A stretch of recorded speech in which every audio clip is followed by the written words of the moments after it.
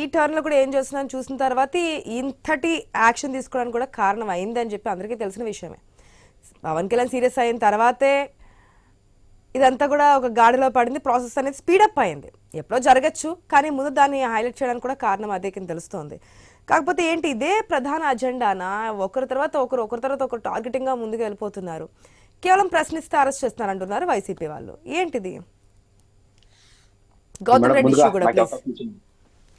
నాకు ముందుగా ఈ అవకాశం ఇచ్చిన ఐ న్యూస్ యజమానానికి, మీకు, అలాగే ప్యానల్ లో ఉన్నటువంటి నాయకులందరూ కూడా శుభోదయం తెలియజేసుకుంటూ, మేడం ఇది ఏపీ గవర్నమెంట్ కి కేవలం కేసులు పెట్టడమే పని అని అలా అనుకోవడం మాత్రం పొరపాటు. ఎందుకంటే ఇంతకుముందు మన సార్ చెప్పినట్టు ఇప్పుడు ఆ సీజన్ నడుస్తాను. దానికి కారణం ఏరా అంటే, లా అండ్ ఆర్డర్ అనేది ఎప్పుడైతే కొంచెం స్టేట్ లో కొంచెం ఇబ్బంది వస్తుందో, డెఫినెట్లీ ఒక అప్కమింగ్ స్టేట్ కి, ఒక గ్రోయింగ్ స్టేట్ కి అది డెఫినెట్లీ ఒక డిఫికల్టీ అవుతుంది. సో గత 5 సంవత్సరాల్లో కూడా మీరు చూసినట్టయితే ఏపీ స్టేట్ ఎప్పుడు కానీ ఆ పర్ఫార్మెన్స్ ఏదైతే ఉందో, మీరు కానీ గూగుల్ చేసినా కానీ not safest state in India అని కొడితే అమ్మాంగ్ ఒక 5 స్టేట్స్ లో ఏపీ కూడా ఒక స్టేట్ గా తీసుకుంటుంది. అంటే ఇన్వెస్ట్మెంట్స్ కానీ లేదంటే బిజినెస్ కానీ అన్నిటికి కూడా సేఫెస్ట్ స్టేట్ ఏది కాదంటే ఏపీ చూపిస్తారు. సో కాబట్టి ఏదన్నా కానీ ఒక సేఫ్టీ అండ్ సెక్యూరిటీ అనేది చాలా ఇంపార్టెంట్, లా అండ్ ఆర్డర్ అనేది చాలా ఇంపార్టెంట్. అది మనం కానీ పక్కకి పెట్టేసినట్టయితే డెఫినెట్లీ పెరిగే ఇలాగ కొత్త స్టేట్స్ కి డెవలప్మెంట్ ఇబ్బంది అవుతుందనే ఉద్దేశాన్ని గుర్తించి ఏదైతే మన స్టేట్ లో పర్టికులర్ గా మేడం, ఎందుకు ఇందాక మీరు అన్నారు, ఎందుకు చిన్న చిన్న కార్యకర్తల మీదే పడుతున్నారు, పెద్ద పెద్ద నాయకులు ఎందుకు వదిలేస్తున్నారంటే, పెద్ద పెద్ద నాయకులు కేసుల సబ్జెక్టు డిఫరెంట్. ఇప్పుడు బోరుగడ్డ అనిల్ కానీ, లేకపోతే నందిగమ్మ సురేష్ కానీ, లేకపోతే చాలా మంది కూడా ఉన్నారు. అడిగారు మా మీద ఎందుకు, పిచ్చికి మీద బ్రహ్మాస్త్రం, నాయకులు తేల్చుకోండి, మధినేతతో పోటీ పడండి అంటున్నారు. Yes madam. ఇప్పుడు శ్రీరెడ్డి మేడం, ఇప్పుడు అదే మేడం, వైఎస్ఆర్సీపీ వాళ్ళు ఒక ఆర్గనైజ్డ్ క్రైమ్ అని ఎందుకు చెప్తున్నారా అంటే, మీరు చూడండి వాళ్ళ యొక్క డిజిటల్ ఏదైతే సోషల్ మీడియా కానీ, లేదంటే ఏపీ డిజిటల్ కార్పొరేషన్ కానీ, వాసుదేవ రెడ్డి అనే అతను ఎవరైతే ఐడ్రీమ్ అధినేత ఎవరైతే ఉన్నారో వాళ్ళ యొక్క సెంటర్ గా పీవీఆర్ ఐకాన్ నుంచి సెంట్రల్ గా విజయవాడ నుంచే ఈ క్రైమ్ అంతా కూడా స్టార్ట్ అయింది. చెప్పాలి అంటే ఇది మీకు మొన్న వర్రా రవీంద్ర రెడ్డి గారి యొక్క అరెస్ట్ తర్వాత ఆయన డిఏజీ కోయ ప్రవీణ్ గారు ఏదైతే ఏదైతే విషయాలు తెలియజేశారో అక్కడ తెలిసింది ఇట్స్ వెరీ ఆర్గనైజ్డ్ క్రైమ్ అని. అంటే వాళ్ళకి వచ్చే మ్యాటర్ కానీ, వాళ్ళకి వచ్చే పోస్టులు కానీ, వాళ్ళకి వచ్చే డేటా అంతా కూడా ఒక సెంట్రలైజ్డ్ గా, దాంట్లో అవినాష్ రెడ్డి పిఏ కానీ, ఆయన ఎవరైతే బండి రాఘవరెడ్డి గారు ఉన్నారో, అలాగే అర్జున్ రెడ్డి గారు ఎవరైతే ఉన్నారో, ఇలాంటివన్నీ కూడా ఒక ఆర్గనైజ్డ్ గా జరుగుతుంది. అంటే ఏపీ ప్రభుత్వంకి వచ్చే ప్రజలు కట్టే ట్యాక్సుల ద్వారా దాని ఒక ఏపీ డిజిటల్ కార్పొరేషన్ కి సెండ్ చేసి ఆ యొక్క బడ్జెట్ తో, ఆ యొక్క డబ్బుతో వాళ్ళు కొంతమంది కార్యకర్తల్ని, దాదాపు 400 అకౌంట్స్, 130 మంది యాక్టివ్ పీపుల్, ఇలాంటి వాళ్ళంతా పెట్టుకొని సోషల్ మీడియా కన్వీనర్స్ గా నియోజకవర్గ లెవెల్లో, జిల్లా లెవెల్లో, రీజనల్ లెవెల్లో వాళ్ళందరూ కూడా అడాప్ట్ చేసుకొని వాళ్ళకి జీతాలు ఇస్తూ, అంటే ఆంధ్ర రాష్ట్రంలో మొట్టమొదటిసారిగా తిట్టడానికి జీతం ఇచ్చినారు గత ప్రభుత్వం. ఎవరైతే బాగా తిడతారో, ఎవరైతే పోస్టులు బాగా పెడతారో దానికి జీతాలు ఇచ్చి, పన్నులు జనాలు కడితే, ట్యాక్స్ మనం కడితే, అది ప్రభుత్వానికి కడితే, ఆ ప్రభుత్వంలో నుంచి డబ్బుల్ని ఇలా తీసుకెళ్ళి ఖర్చు పెట్టి వాళ్ళని ఎంకరేజ్ చేశారు. ఎవరికి ఇస్తారు మేడం ఒక 25,000, 30,000 జీతం? ఒక నెలంతా పనిచేస్తూ కూడా 25,000 జీతం తీసుకోవడం చాలా కష్టం. కానీ మహేష్ గారు, ఇంతకు ముందు మీరు లా అండ్ ఆర్డర్ సంబంధించి సేఫెస్ట్ స్టేట్ కాదనే దాంట్లో మన ఏపీ కూడా కనిపిస్తోంది. అది మనకి నిజంగానే ఒక పరిశ్రమ పెట్టాలంటే, అన్ని కోట్లు పెట్టుబడి పెట్టాలంటే ప్రతి ఒక్కరు ఆలోచిస్తూ ఉంటారు ఏది సేఫ్ ఏది సేఫ్ కాదని. ముందుగానే YCP law and order fail అయిపోయిందని చెప్పి అధికారంలోకి కూటమి రాగానే ఢిల్లీ వెళ్లి దీక్ష చేసింది కదా, సింబాలిక్ ధర్నా అని చెప్పి, లా అండ్ ఆర్డర్ సరిగా లేదు అని. కానీ ఒక్క సోషల్ మీడియా ఒక్కటే అంటారా లా అండ్ ఆర్డర్ సరిగా లేకపోవడానికి? ఇంకా చాలా జరుగుతున్నాయి మేడం. సోషల్ మీడియా అనేది ఏంట్రా అంటే, మనం కంట్రోల్ చేయలేని ఒక ప్లాట్ఫామ్ సోషల్ మీడియా అనేది. ఎవరు ఎక్కడి నుంచి ఎలా పెడతారో, ఎవరు ఎందుకు పోస్టులు పెడతారో అనేది ఇప్పటికి కూడా చూడండి, కొన్ని 50,000 మంది దీంట్లో ఇన్వాల్వ్ అయినారు డైరెక్ట్ గా. బట్ ఇప్పటి వరకు కూడా కేసెస్ ఫైల్ అయ్యింది ఒక 100, ఒక 39 మందిని అరెస్ట్ చేస్తున్నారు. ఇంకా ప్రాసెస్ కొనసాగుతారు. నేను మీకు చెప్తా చూడండి, గత ప్రభుత్వంలో మీరు చూసినట్టయితే అమర్ రాజా బ్యాటరీస్ వల్ల హైదరాబాద్ వెళ్ళిపోవడం, జాకీ లాంటి కంపెనీస్ బయట వెళ్ళిపోవడం, మీరు చూసినట్టు చాలా కంపెనీ ఇన్వెస్టర్స్ వచ్చి ఏపీలో ఎందుకు బయట వెళ్ళిపోతున్నారు అంటే, దే ఫైండ్ ఇది సేఫెస్ట్ ప్లేస్ కాదు, ఇక్కడ క్యాపిటల్ సిటీ కన్ఫ్యూజన్ ఉంది, సేఫెస్ట్ ప్లేస్ కాదు, ఇక్కడ అరాచకాలు ఎక్కువ ఉంది. కియా లాంటి కంపెనీస్ మీకు అనంతపూర్ లో తీసుకున్నట్టయితే వాళ్ళు ఒక బ్యాక్ స్టెప్ చేసుకున్నారు కియా లాంటి కంపెనీస్ కూడా. మీరు ఈ రోజు వైఎస్ఆర్సీపీ వాళ్ళు వెళ్ళి ఢిల్లీలో ధర్నాలు చేస్తున్నారు. కానీ నేను అన్నది ఏంటంటే, ఇప్పుడు చూడండి గత 5 months గా తీసుకున్నట్టయితే ఏపీలో డొమెస్టిక్ వైజ్ బిజినెస్ కానీ లేకపోతే నేషనల్ వైజ్ కానీ లేకపోతే ఇంటర్నేషనల్ వైజ్ కూడా ఇన్వెస్టర్స్ కు ఇంట్రెస్ట్ చూపిస్తున్నారు. They are coming forward. So అంటే ఏంటంటే అంటే ఒక స్పేస్ ని వాళ్ళు క్రియేట్ చేయాలి. ఇక్కడ ఇన్వెస్ట్ చేస్తే మనం వ్యాపారాలు బాగా చేసుకుంటాం. ఈ విషయంలో గత ప్రభుత్వం ఫెయిల్యూర్ అనేది చాలా క్లియర్ గా తెలిసింది కాబట్టి మనకి ఇన్వెస్ట్మెంట్స్ రాలేదు.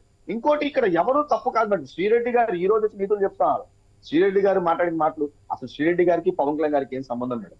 ఇప్పుడు అనిల్ కుమార్ యాదవ్ గారు, వల్లభనేని వంశీ గారు మాట్లాడారంటే, రోజా గారు మాట్లాడారంటే పొలిటికల్ గా వాళ్ళకి ఎగ్జిస్టెన్స్ కోసం, వాళ్ళ ఊర్లో వాళ్ళ ఎగ్జిస్టెన్స్ కోసం, గెలవడం కోసం వాళ్ళు మాట్లాడతారు అనుకుందాం పొలిటికల్ లీడర్స్.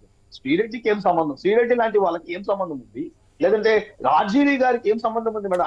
అదే వాళ్ళు చెప్తున్నారు, మా నాయకుడు జగన్మోహన్ రెడ్డి మీద మాకు ప్రేమ అభిమానం ఉంది, అది చాటుకోవడానికి ఏదో ఉడతా భక్తి మేము చూపించాము, ఆ మాత్రం దానికి ఇప్పుడు మా మీద కేసులు పెడతారా? మాకు వెనకాల ఏముంది? ఇంకొక కామెంట్ కూడా చేశారండి, నాకు ఆరోగ్యం బాగాలేదు ఇట్లా అని చెప్పి మా అధినేత దగ్గరికి వెళ్తే మాకు డబ్బులు ఇస్తారు. ఇట్లా చేసిన వాళ్ళు చాలా మంది ఉన్నారు, కానీ అధినేత దగ్గర కూడా వెళ్ళలేనటువంటి సిచ్యువేషన్ అని చెప్పి ఆమె డైరెక్ట్ గా అదే వీడియోలో చెప్పినటువంటి సందర్భం. మీకు శ్రీరెడ్డి వీడియో కావాలంటే మళ్ళీ ఒకటి సెండ్ చేస్తాను మేడం. ఇదే శ్రీరెడ్డి గారు ఒక టైం ఏమన్నారంటే, ఎవరెవరో బతుకుతున్నారు వైఎస్ఆర్ సిపిలో, నేను ఇంత కష్టపడి పోస్టులు పెట్టినా, ఇంత వీడియోలు చేసినా కనీసం మాకు పేమెంట్ లేదన్న వీడియోలు చెప్పిన శ్రీరెడ్డి గారు కూడా ఉన్నారు మేడం. టు బీ ఫ్రాంక్, ఇలాంటి ప్లాట్ఫామ్స్ లో శ్రీరెడ్డి లాంటి వాళ్ళని తీసుకోవచ్చు. ఇప్పటికీ నా నోటితో 4 సార్లు, మీ నోటితో ఒక 4 సార్లు చెప్పించడమే వాళ్ళ ప్రొఫైల్ చెప్పాలి అంటే. నిజానికి చెప్పాలంటే నో వే కంపారిజన్ మనకి వాళ్ళకి చెప్పాలంటే అసలు no way comparison. How Sri Reddy అనే వాళ్ళకి అసలు మీ క్వాలిఫికేషన్ తో మీకున్నటువంటి స్కిల్స్ తో పోల్చుకుంటే శ్రీరెడ్డి అసలు నథింగ్ అసలు చెప్పాలంటే ప్యానల్ లో ఎవరున్నా కానీ. బట్ అన్ఫార్చునేట్ ఇలాంటి స్క్రాప్ బ్యాచ్ అంతా కూడా ఈ రోజు లైన్ లైట్ లోకి ఎవరు తీసుకొచ్చారు అంటే నథింగ్ బట్ వైఎస్ఆర్సీపీ వాళ్ళని తీసుకొచ్చారు. ఈ రోజు మీరు మొత్తం తీసుకోండి, బోరుగడ్డ అనిల్ లాంటి వాళ్ళని కూడా తీసుకోండి. అయితే వీళ్ళంతా లైన్ లైట్ లో రావడానికి కారణం టీడీపీలో, జనసేన, బీజేపీ కాదు, just because the YSRCP party.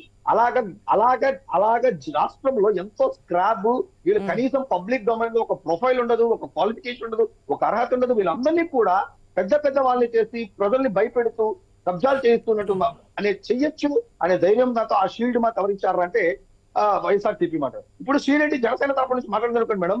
నిజంగా చెప్పాలంటే మేము తల మీద అందరూ గుడ్లేసుకోవాలి. ఒరే తల్లి, నువ్వు మాట్లాడద్దమ్మా తల్లి మా పార్టీ గురించి అని. ఎందుకంటే ఏం క్యారెక్టర్ ఉందని శ్రీరెడ్డి మాట్లాడడానికి. లేదంటే అలాంటి వాళ్ళు మాట్లాడితే కూడా వైఎస్ఆర్సీపీ వాళ్ళు ఎంజాయ్ చేస్తారు. శ్రీరెడ్డి గారు పవన్ కళ్యాణ్ గారిని టార్గెట్ చేసినా కానీ వైఎస్ఆర్సీపీ వాళ్ళు పిచ్చి ఎంజాయ్ చేస్తారు. లోకేష్ గారిని టార్గెట్ చేస్తారు, చంద్రబాబు. ఆ పైశాచిక ఆనందం ఏదైతే ఉందో ఈ రోజు ఖచ్చితంగా ఇంతకుముందు మీరు అన్నట్టు ఈ రోజు పోలీసులకి, అధికారులకి వీళ్ళ మీద కోపం ఏం కాదు మేడం. చట్టం తన పని చేసుకుంటా పోతుంది. మీరు బియాండ్ దాటేశారు. ఇంకోటి మేడం, ఇక్కడ మెయిన్ ఏంటంటే మనకు BNS 111 అనే BNS అని ఒక కొత్తగా మనకు ఒక చట్టం వచ్చింది. ఆ చట్టంలో ఆర్గనైజ్డ్ క్రైమ్ అనేది ప్రూవ్ అయితే, ఆర్గనైజ్డ్ క్రైమ్ అని ప్రూవ్ అయితే ఇంతకు ముందు సోషల్ మీడియాలో కేసెస్ కి అంత పెద్ద శిక్షలు అయితే వాళ్ళు కాదు.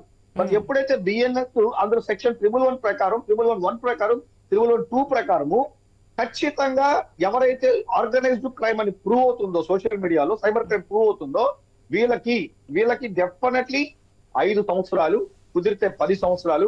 ఒకవేళ మీరు పోస్ట్ పెట్టిన వల్ల ఆ పక్క వాళ్ళు ఎవరన్నా కానీ చెడిపోయి ఉంటే death penalty, life time imprisonment, fine తక్కువ 5 నుంచి 10 లక్షలు.